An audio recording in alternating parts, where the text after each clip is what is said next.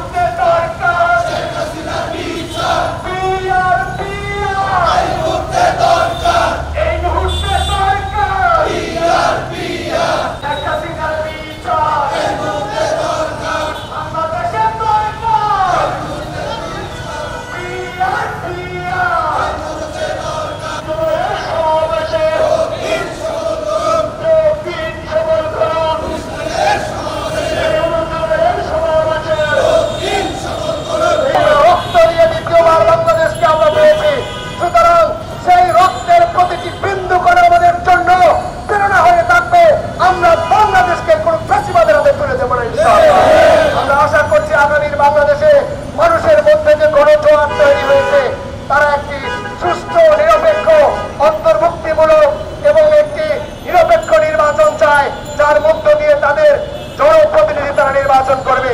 আমরা তেমন প্রতিনিধি নির্বাচনের জন্য উপযুক্ত পরিবেশ প্রত্যাশা করছি। সেই পরিবেশ পাওয়ার জন্য আমরা জোরালো দাবি জানিয়েছি। জুলাই আগস্টের যারা শহীদ হয়েছেন তাদের যথাযথ পুনর্বাসন করার জন্য দাবি জানিয়েছি। আমরা এই দাবিগুলো বাস্তবায়ন করে বিশেষ করে যারা প্রবাসী ভোটার আছেন সেই প্রবাসী ভোটারদেরকে অবশ্যই ভোট দেওয়ার জন্য তাদেরকে বাংলাদেশের সুযোগ দিতে হবে, কেননা তাদের দেয়ার রেমিটেন্সই বাংলাদেশের অর্থনীতির চাকা করে। সুতরাং তাদেরকে ভোটের অধিকার দিয়ে আগামী দিনের বাংলাদেশ ন্যায় এবং ইনসাফের বাংলাদেশ আমরা গড়ে তুলবো ইনশাআল্লাহ। সবাইকে আগামী 19শে জুলাই সমাবেশে অংশগ্রহণ করার উদাত্ত আহ্বান জানিয়ে আজকের এই কর্মসূচি এখানে সমাপ্ত ঘোষণা করছে।